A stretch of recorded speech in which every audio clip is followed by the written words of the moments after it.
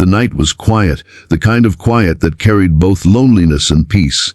The gas station lights flickered against the endless stretch of highway, painting the empty lot in a cold, artificial glow.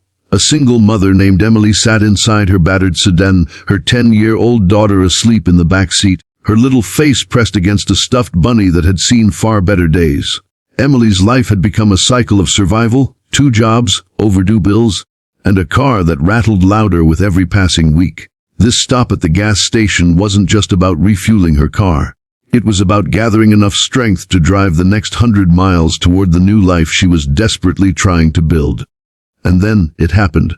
The shadows moved. A group of men stepped out from the far corner of the lot.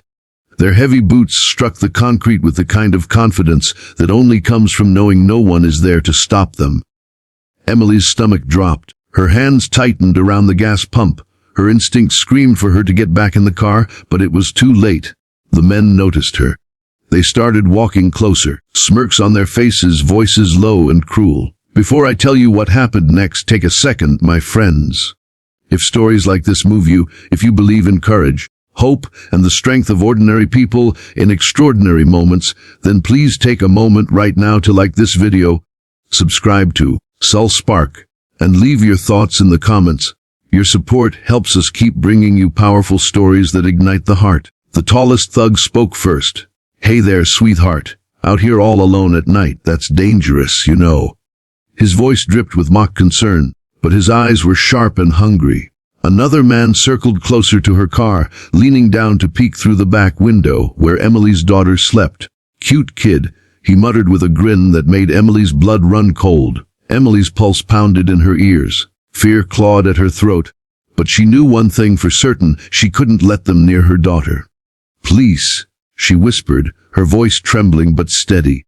I don't want any trouble. She tried to hold her ground, but her knees wobbled under the weight of their looming presence. The men laughed. One reached out, brushing his fingers along her arm, and she jerked back. That's when their laughter turned sharp, cruel. They began circling, taunting her, closing the gap between her and safety. Her daughter stirred in the back seat, murmuring softly in her sleep, completely unaware of the danger outside. Emily's mind raced. There was no one else around. The highway was empty. The cashier inside the station nowhere to be seen. For the first time that night, she felt the crushing weight of hopelessness press against her chest. Her car was old, her phone battery dead. She was trapped. But just when the men leaned closer, their shadows swallowing her small frame beneath the harsh fluorescent lights, another sound cut through the night. The low, thunderous rumble of engines. At first, it was faint, like a distant storm rolling across the highway.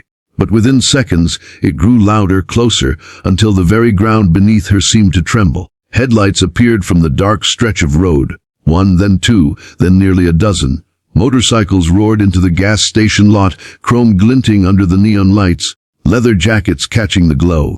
The bikers slowed, their presence commanding, their engines growling like beasts guarding their territory. Emily's breath caught in her throat. The thugs stiffened, their laughter died out, replaced by unease.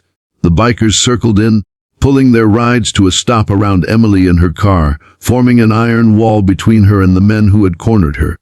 Their leader, a broad-shouldered man with a silver beard and eyes like steel, cut his engine last. The silence that followed was deafening. He dismounted slowly, his boots heavy against the pavement. He looked at Emily first, then turned his gaze on the men who had been circling her. Is there a problem here? His voice was calm, but it carried the weight of someone you didn't dare challenge. The tallest thug straightened, trying to mask his sudden nervousness with arrogance. Just talking, man. No problem here. His voice wavered at the edges, betraying the fear his body language tried to deny. The leader tilted his head, eyes narrowing. Didn't look like just talking. Another biker stepped off his bike, folding his tattooed arms across his chest. The air grew thick, tense, electric. Emily clutched the gas pump, her breath trembling, her daughter's muffled voice drifting again from the car. She wanted to collapse in relief, but she stayed upright, because every fiber of her being screamed that this moment wasn't over yet. The thugs exchanged glances. They were outnumbered, outmatched. But pride is a dangerous thing, and pride can make men foolish. One of them spat on the ground. Come on, boys, he muttered. Not worth it. Slowly, grudgingly, they backed away, their swagger melting into something less impressive as the circle of bikers tightened around Emily's car. In the distance, their footsteps faded into the dark, swallowed by the silence of the empty highway. Emily felt her knees finally give. She stumbled, and before she could hit the ground, the leader of the bikers reached out and steadied her with a firm hand. "Easy," he said gently. "You're safe now." Tears burned at the corners of her eyes. She nodded, unable to speak. The weight of the night, the fear, the exhaustion, it all came crashing down at once. The bikers didn't just leave her there. They made sure she was okay, checked her car, filled her gas tank, even handed her a bottle of water. One of them crouched down to the window where her daughter slept and smiled softly. "You're strong," he said to Emily. "Stronger than you know. But even strong people need someone to watch their back sometimes." For the first time in what felt like forever, Emily felt like she wasn't invisible.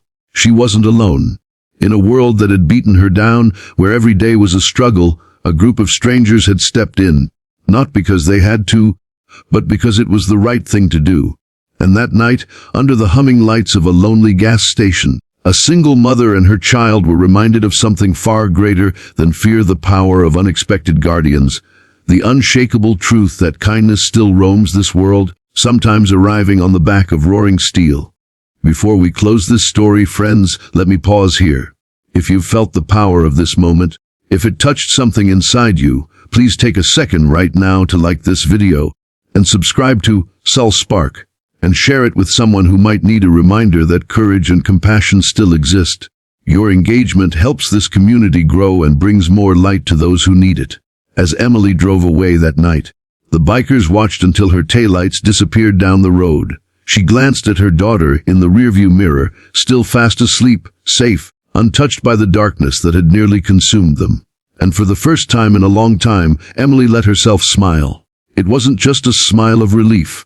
It was hope. Hope that no matter how broken the world seemed, there would always be people willing to stand against the darkness. And that, my friends, is a spark worth carrying with us all.